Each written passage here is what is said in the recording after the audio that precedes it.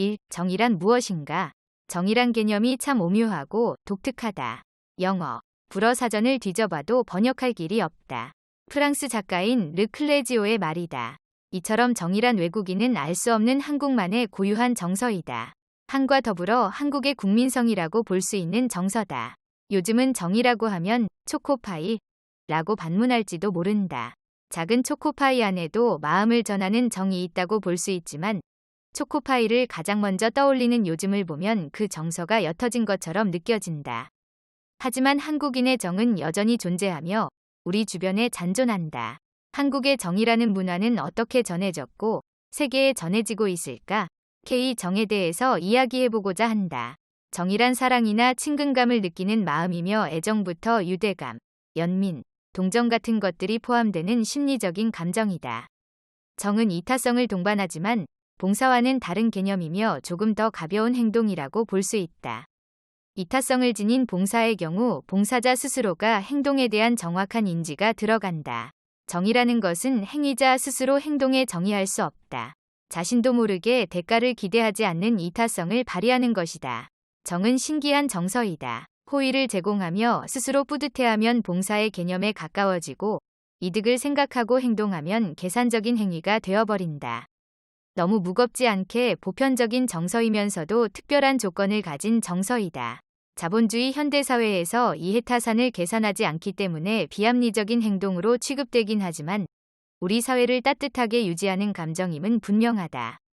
2. 정의 역사정이라는 감정의 시작은 어디일까? 정의라는 개념의 시작이 정확하게 기록으로 남아있는 것은 아니지만 농촌사회에서 품앗이나 두레를 보면 오래된 역사로 볼 수 있다. 농사를 함께 돕는다는 농촌의 관습처럼 여겨졌을지 몰라도 강제성이 없으니 넓은 의미의 정의라고 볼 수 있다.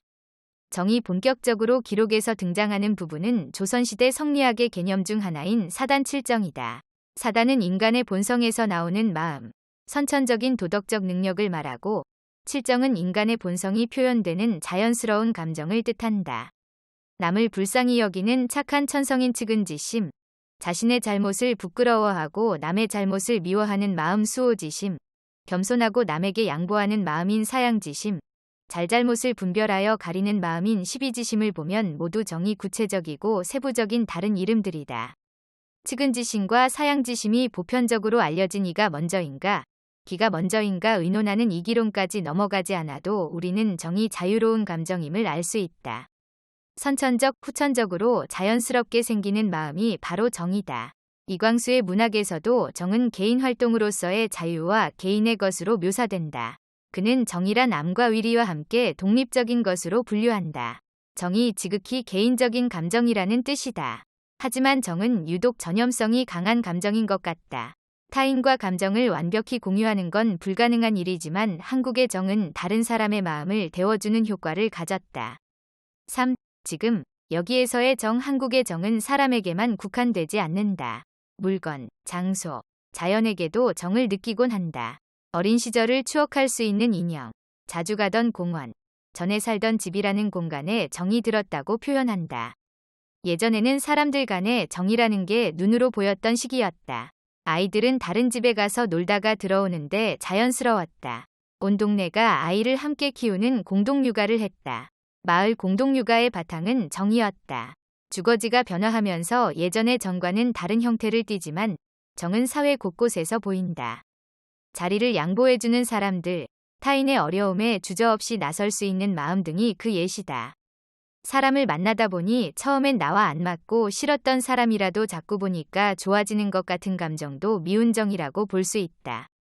정이 예전보다 옅어진 것 같다고 느낄 수 있어도 우리는 예전의 정을 향유할 수 있는 문화를 가지고 있다. 드라마 응답하라 시리즈에서는 쌍문동 골목에서 같이 나고 자라는 덕성과 친구들이 있다. 동네 어른들이 음식을 주고받는 것부터 사소한 부탁을 들어주는 것까지 따뜻한 감성을 느낄 수 있다. 드라마 속 인물들을 보면서 간접적으로나마 그 시절의 정을 느껴볼 수도 있다. 미디어와 어른들의 말로 전해지는 것을 보면서 정도 자연스러운 감정이지만 전해질 수 있는 것이라 생각했다. 한국의 정체성과 같은 정을 세계에 알릴 수 있는 방법은 바로 미디어에 있다. 삽 미디어에서의 K정 세계적으로 인기를 끌고 있는 오징어 게임에서도 K정이 눈에 띈다. 한국식 신파라고 부르지만 사실은 정이라는 한국 정서를 기반으로 하고 있다. 신파극이라는 말은 일본 연극계에서 비롯된 말이다. 전통 가부키극에서 멜로드라마와 여주인공이 등장하면서 이를 신파라고 불렀다. 1910년 일제강점기에 우리나라로 들어와 신파극이라는 장르로 자리 잡게 되었고 한국의 정서에 맞게 융화되었다. 현재 한국에서 신파는 정과 다른 의미로 쓰이고 있다. 신파는 억지로 감동을 주려고 하며 관객에게서 눈물을 짜내려고 한다는 뜻의 다소 조롱이 섞인 의미로 통한다. 감동적인 장면이 들어가면 영화나 드라마를 보지 않겠다는 신파 거부 현상도 종종 목격할 수 있다.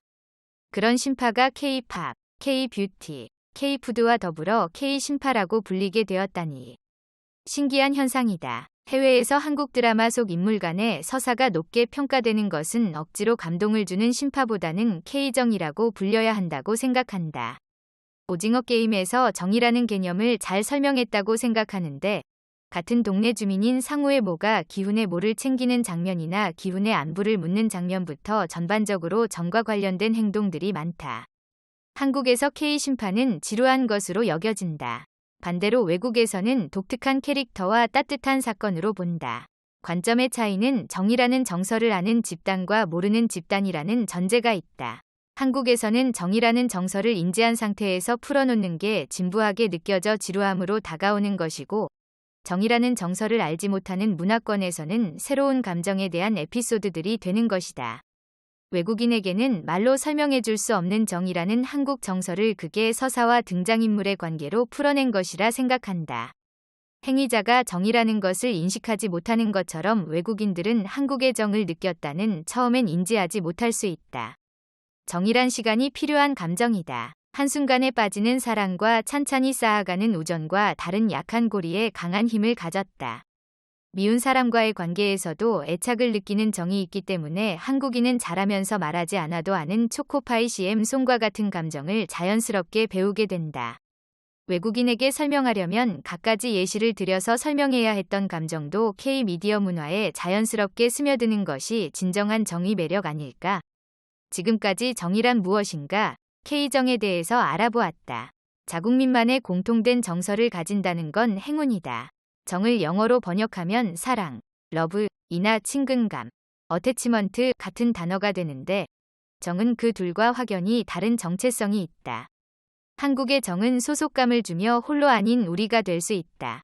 처음 보는 사람에게도 혹은 외국인에게도 발휘할 수 있는 감정인 것이다. 우리가 아니면 남이라는 이분법적 논리에 빠지지 않으면서도 언제나 사람을 우리에 넣어줄 준비가 되어 있다. 정서적으로 내재되어 있는 따뜻함이 한국인의 정체성이자 시민문화라고 생각한다. 한국의 따뜻함을 세계에 전해야 한다. 가장 전통적이고 잘할 수 있는 것과 시대의 흐름이 만난다면 큰 시너지를 낼 거라 생각한다. K문화에 대한 세계의 폭발적인 반응은 예전부터 찬찬히 쌓여온 K문화에 관한 관심과 정에 스며든 사람들의 당연한 결과이다. 세계는 벌써 한국의 문화에 정들었다.